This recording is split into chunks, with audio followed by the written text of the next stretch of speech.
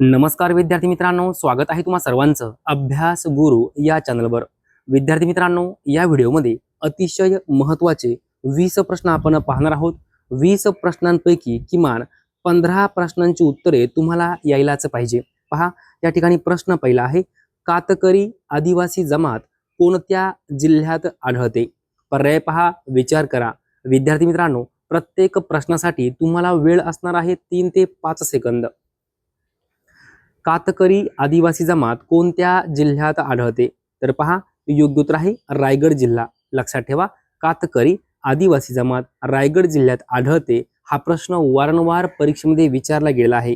विद्यार्थी मित्रांनो, आपल्या महाराष्ट्रातील ज्या काही आदिवासी जमाती आहे त्या कोणत्या भागात राहतात, कोणत्या जिल्ह्यात राहतात, आपल्याला माहितीच पाहिजे। तर पहा, या ठिकाणी मांडिया गोंड ही जी काही आदिवासी जमात आहे ती कोणत्या जिल्ह्यात राहते? तर गडचिरोली जिल्ह्यात राहते। कोकरू ही आदिवासी जमात आहे, कोणत्या जिल्ह्यात राहते? अमरावती। भिल्ल ही आदिवासी जमात खानदेश आणि कोलाम ही आदिवासी जमात यवतमाळ जिल्ह्यात राहते। विद्यार्थी मित्रांनो, या ठिकाणी ज्या काही आदिवासी जमाती आहे त्या लगेच लिहून ठेवा। यावर वारंवार प्रश्न विचारला गेला आहे, तोंडी पाठ करून ठेवायचा आहे। माडिया गौंड, गडचिरोली, कोकरू, अमरावती, भिल्ल, खानदेश आणि कोलाम, यवतमाळ। पुढील प्रश्न पहा, खालीलपैकी कोणता पर्याय चुकीचा आहे? विद्यार्थी मित्रांनो, चुकीचा पर्याय विचारला आहे।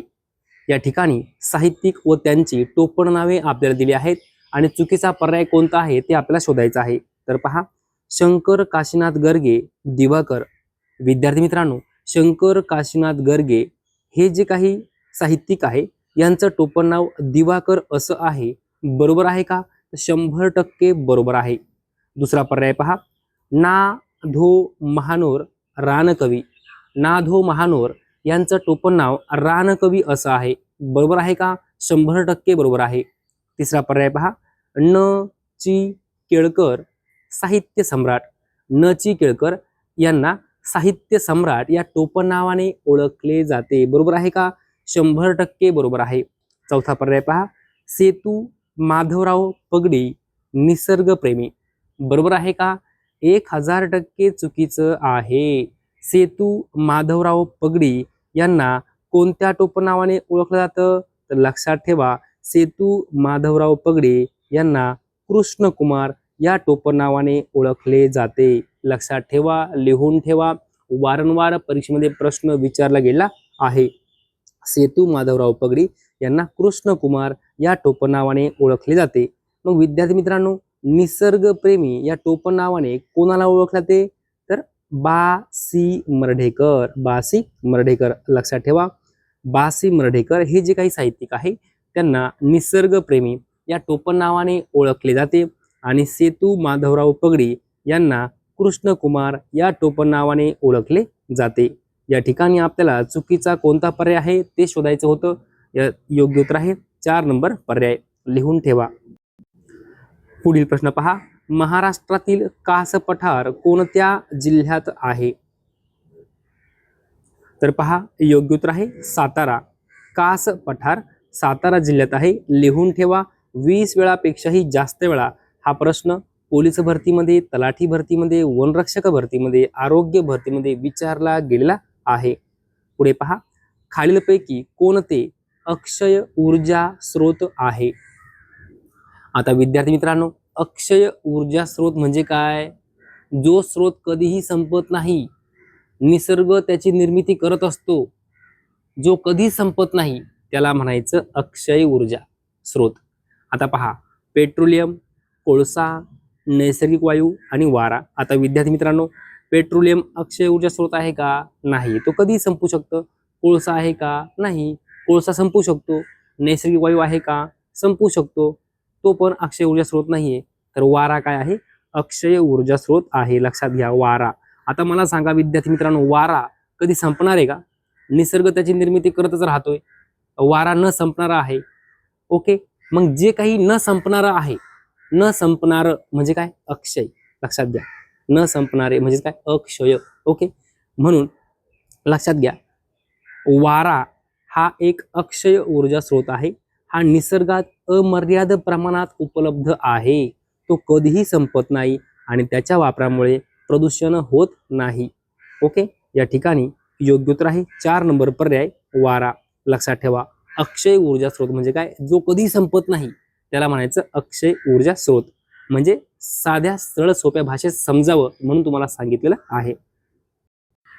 अक्षय म्हणजे न संपणारा, मग या ठिकाणी कोणता आहे तर 4 नंबर पर्याय. पुढील प्रश्न पहा, नाझरदेव म्हणजेच नाझरेश्वर झरा डॅश डॅश जिल्ह्यात आहे. नाझरदेव त्यालाच नाझरेश्वर असं म्हणतात. हा झरा आहे कोणत्या जिल्ह्यात आहे? विद्यार्थी मित्रांनो, योग्य उत्तर आहे जळगाव जिल्हा. लक्षात ठेवा, नाझरदेव किंवा नाझरेश्वर दोन नाव आहे. नाझरदेव या झऱ्यालाच नाझरेश्वर झरा असंही म्हणतात. तर जळगाव जिल्ह्यात आहे. विद्यार्थी मित्रांनो, हा जो झरा आहे हा कसा आहे तर गरम पाण्याचा झरा आहे. नाझरदेव म्हणजेच नाझरेश्वर हा प्रसिद्ध गरम पाण्याचा झरा जळगाव जिल्ह्यात आहे. जर आपल्याला विचारलं कोणत्या तालुक्यात आहे तर चोपडा नावाचा तालुका आहे, त्या तालुक्यामध्ये हा झरा आहे. चोपडा नावाचा तालुका आहे जळगाव जिल्ह्यामध्ये आणि त्या ठिकाणी नाझरदेव नाझरेश्वर प्रसिद्ध गरम पाण्याचा झरा आहे. विद्यार्थी मित्रांनो, मग जळगाव जिल्ह्यामध्ये अजून कोणकोणते झरे आहे ते आपल्याला माहिती पाहिजे. तर पहा, उनपदेव, सुनपदेव, अडावद आणि चांगदेव हे देखील गरम पाण्याचे झरे आहेत. कोणत्या जिल्ह्यामध्ये? जळगाव जिल्ह्यामध्ये. वही पेन घ्या, लगेच लिहून ठेवा, वारंवार प्रश्न विचारला गेला आहे. उनपदेव गरम पाण्याचा झरा कोणत्या जिल्ह्यात आहे? जळगाव. सुनपदेव जळगाव, अडावद जळगाव आणि चांगदेव जळगाव. विद्यार्थी मित्रांनो, नांदेड जिल्ह्यामध्ये गरम पाण्याचा झरा आहे तो कोणता आहे तर उनकेश्वर. लक्षात ठेवा, नांदेड जिल्ह्यामध्ये उनकेश्वर नावाचा अतिशय प्रसिद्ध गरम पाण्याचा झरा आहे. त्यानंतर भंडारा जिल्ह्यात गायमुख हा पाण्याचा झरा आहे. गायमुख कोणत्या जिल्ह्यात आहे? भंडारा जिल्हा. त्यानंतर पालघर जिल्ह्यामध्ये गणेशपुरी, सातीवली आणि दातीवरे हे गरम पाण्याचे झरे आढळतात. लक्षात घ्या, गणेशपुरी, सातीवली आणि दातीवरे हे गरम पाण्याचे झरे पालघर जिल्ह्यात आढळतात. विद्यार्थी मित्रांनो, गरम पाण्याचे झरे आणि जिल्हा तोंडीपाठ करून ठेवायचा आहे. यावर वारंवार प्रश्न विचारले गेले आहे. पुढील प्रश्न पहा, इंद्र या शब्दाला कोणता शब्द समानार्थी आहे?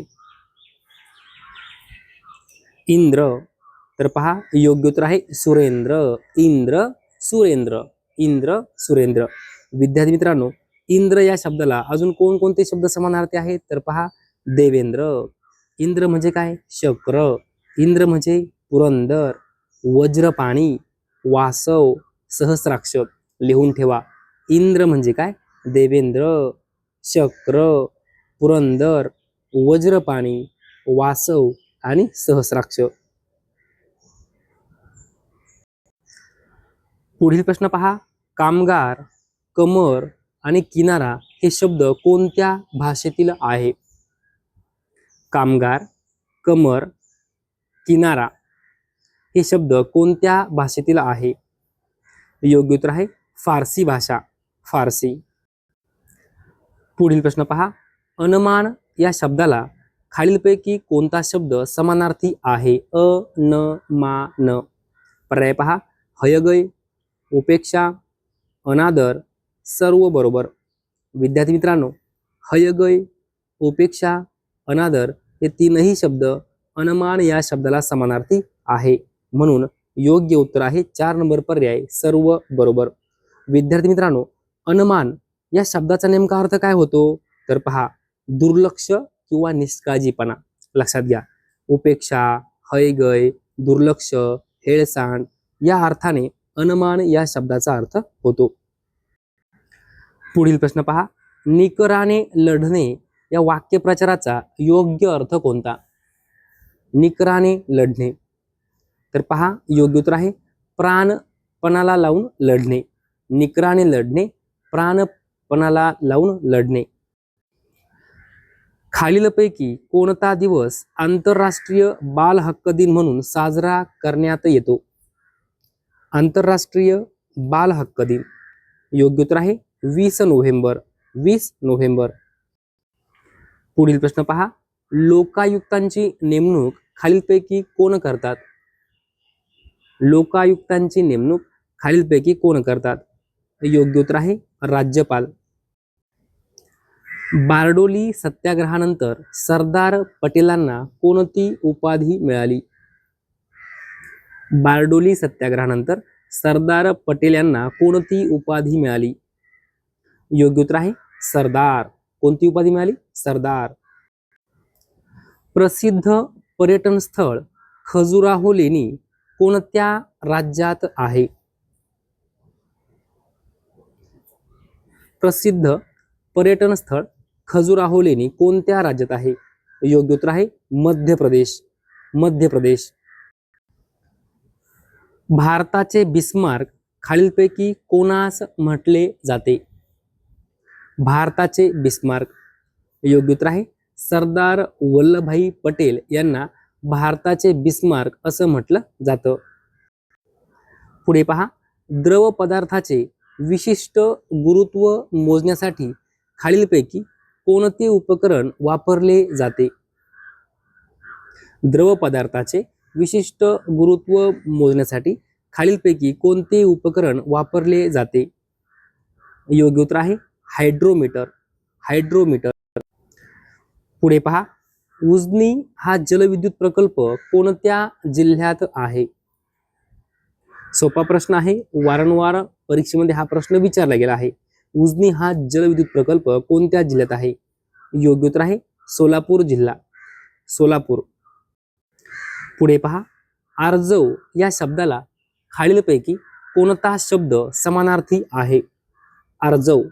पर्याय पहा, दीनता, लाचारी, अजिजी यापैकी सर्व. विद्यार्थी मित्रांनो, दीनता, लाचारी आणि अजिजी आणि आर्जव हे सर्व शब्द एकमेकांच्या समानार्थी आहे. म्हणून या ठिकाणी योग्य उत्तर आहे यापैकी सर्व. यापैकी सर्व. मगर मिठी या शब्दास समानार्थी असलेला शब्द ओळखा. मगर मिठी. योग्य उत्तर आहे घट्ट पकड. लक्षात ठेवा, मगर मिठी म्हणजेच काय? घट्ट पकड. विद्यार्थी मित्रांनो, अशा प्रकारे या व्हिडिओमध्ये एकूण 20 प्रश्न आपण पाहिलेले आहेत. जर तुम्हाला हा व्हिडिओ आवडला असेल तर नक्की एक लाईक करा, शेअर करा, सबस्क्राईब करा. धन्यवाद.